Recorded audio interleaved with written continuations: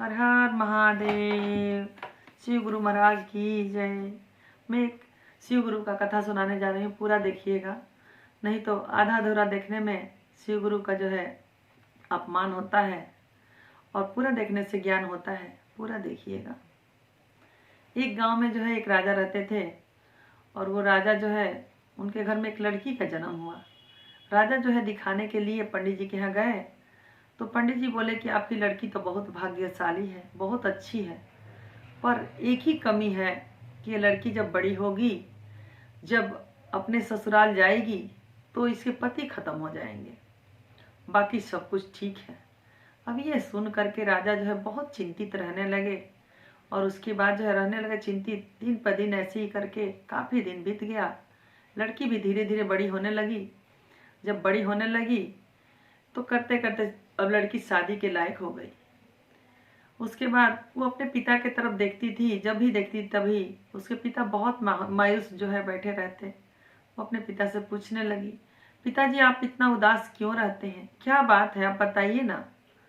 पिता कहने लगे कि नहीं बेटी, क्या बताऊं कि बताने लायक नहीं है, तुम छोड़ो, तुम सुन नहीं पाओगी। कहने लगी बेटी नहीं, मुझे बताइए पिताजी, मैं सुनूंगी। तो कहने लगे बेटी ऐसे ऐसे पंडित जी बताए हैं कि तुम्हारा शादी होगा, तुम अपने घर में जाओगी तो तुम विधवा हो जाओगी, इसीलिए मैं हर समय चिंतित रहता हूँ। तुम्हारे माँ से नहीं बताता हूँ कि वो भी चिंता में पड़ जाएंगी। लड़की कहने लगी ठीक है पिताजी, ऐसा है, समय आने पर मैं आपको बताऊंगी कि आप जो है वर देखिए, क्योंकि थोड़ा सा मुझे भी समझने में टाइम लगेगा। इतने में जो है अब लड़की सबके कहे सुने में आकर के जो है शिव चर्चा में जाने लगी, शिव गुरु के मंदिर में जाने लगी। ऐसे करके जाते जाते जो है कुछ दिन बीता तो शिव गुरु जो है मंदिर में साधु के रूप में दर्शन दिए। जब दर्शन दिए तो लड़की देख करके बहुत ही खुश हुई और सर पे जो है पल्लू वो चुन्नी रख करके और शिव गुरु के चरण पकड़ ली। शिव गुरु बोले कि सदा सुहागन रहो। अब लड़की सुन करके बहुत खुश हुई कि मैं यही चाह रही थी कि सदा सुहागन का जो है मुझे वर मिल जाएगा। अगर शिव गुरु कह देंगे तो हमें चिंता किस बात की है। घर पे आई, खुशी से कहने लगी पिताजी अब जो है आप वर देखिए, पर एक ही काम कीजिएगा, जिस घर में वर देखिएगा तो आप जो है यही कहिएगा कि मेरा एक शर्त यही है कि मेरी बेटी जो है कहीं शिव चर्चा होगा तो वहाँ जाएगी और उससे आप लोग मत रोकिएगा। पिताजी ये शर्त जरूर रखिएगा, बाकी आप देखिए जिस घर में करेंगे उस घर में मैं चली जाऊंगी। पिताजी जो है वर ढूंढने लगे, ढूंढते ढूंढते एक गांव में गए तो वहाँ वर तो मिल गए, वो भी एकलौता लड़का मिल गया। तो वहाँ लड़की के पिताजी कहने लगे कि देखिए हमारी लड़की का एक ही शर्त है, पूजा पाठ में बहुत भक्ति भाव रखती है, तो इसलिए जो है वो शिव चर्चा में जाती है और आपके घर पे आएगी तो आप जो है एक ही चीज कीजिएगा, बस और कुछ नहीं चाहिए, जितना धन दौलत कहेंगे सब कुछ दूंगा, पर लड़की हमारी शिव चर्चा में कहीं जाएगी तो आप रोकेंगे नहीं, चाहे वो नई नवेली हो तो क्या है। सास सुनी तो बहुत खुश हुई, कहीं की ये तो बहुत अच्छी बात है, क्योंकि जो है मेरे घर में बहू जो है इतनी अच्छी आएगी कि पूजा पाठ में भक्ति भाव में जो है अपना दिलचस्पी रखेंगी। कहने लगी ठीक है, हमें मंजूर है। ये कह करके शादी तय हो गया और शादी का जो है सब कुछ दिन रखा गया, बारात गया, शादी हुआ। उधर से लड़की का विदाई हो जाता है। लड़की आती है तो गांव में जो है जैसे अपने ससुराल के गांव में आती है वैसे ही जो है कहीं शिव चर्चा होता रहता है तो वो सुन करके जो है आवाज़ कहने लगती है कि वो शिव चर्चा हो रहा है, मुझे जाना चाहिए। तो अब आई और कुछ देर तक ले मुंह अपना दिखाया गया, फिर अपने सास से धीरे से कान में कहती है कि माँ जी मैं आपसे, मेरे पिताजी कुछ शर्त रखे थे। बोले हाँ बोलो। तो आपके गांव में शिव चर्चा हो रहा है, मुझे ले चलिए। कहने लगी कि अभी तो तुरंत आई हो और लोग बाग क्या कहेंगे। कहने लगी कि माँ जी आप तो मुझे वचन दी थी। कही कि ठीक है चलो। अब सबकी बात टाल करके एहसास लेकर के अपने गांव में चल दी। वहाँ गई, कुछ देर बैठी, होनी का समय का जो है अपना वो हुआ, होनी हो गया, पति जो है उस औरत के खत्म हो गए। सब जाके कहने लगे जल्दी चलो जल्दी चलो, ऐसे ऐसे हो गया, आपके लड़का खत्म हो गया, इनका पति खत्म हो गए। अब माँ जो है दौड़ी दौड़ी वहाँ से जो है उस लड़की के सास अपने घर दौड़े जाती है बेटा के ऐसे सुन करके, पर पत्नी नहीं उठती है। वो रोती जरूर है और इंतज़ार करती है कि जब वहाँ पर जो है शिव चर्चा हो जाएगा और आरती हो जाएगी तो दया लेकर के ही जाऊंगी। अब तो जो मेरे किस्मत में था वो तो हो ही गया। जब 3 घंटा बीतता है तो आरती होती है और दया मांग करके अपने पल्लू में लेकर के दया वहाँ से लेकर चल देती है और पूछती है कहाँ पे। यहाँ सब लोग कहने लगे आप जाके क्या करोगे, वो तो शमशान में लेके चले गए। सबसे पूछती है यहाँ शमशान कहाँ है। कोई उसी में दयालु होते हैं, लेकर के गए और कहे कि यहाँ पर है शमशान।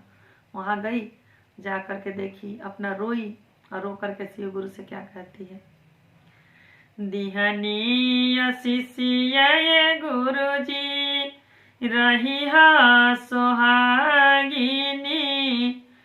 पड़ते सेंदुरवा विधवा बनावे निये राम, चढ़ला चौकवा विधवा बनावे निये राम, दिहनी आशीषिया ये गुरु जी रही सोहागिनी, पड़ते सेंदुरवा विधवा बनावे निये राम, सिर के सेंदुरवा ये गुरु जी धूमिलो न भइले हो, माथा के टिकुलिया ये गुरु जी धूमिलो न भइले हो, ये शिव गुरु चढ़ते चौकवा विधवा बनावे निये राम,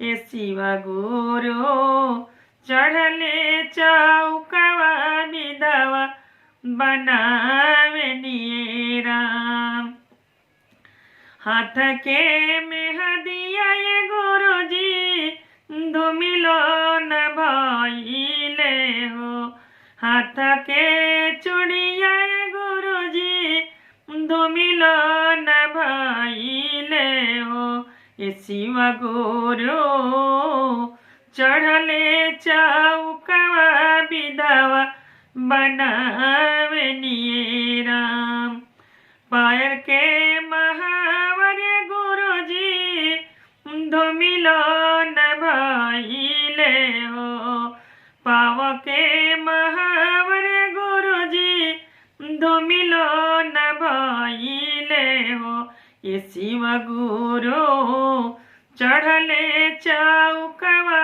विधवा बनावे निये राम, ये शिव गुरु चढ़ले चौकवा विधवा बनावे निये राम, सिर के चुनरिया ये गुरु जी धूमिलो न भइले हो, सिर के चुनरिया ये गुरु जी धूमिलो न भइले हो, ये शिव गुरु चढ़ले चौकवा विधवा बनावे निये राम, दिहनी आशीषिया ये गुरु जी रही सोहागिनी, ये शिव गुरु चढ़ले चौकवा विधवा बनावे निये राम।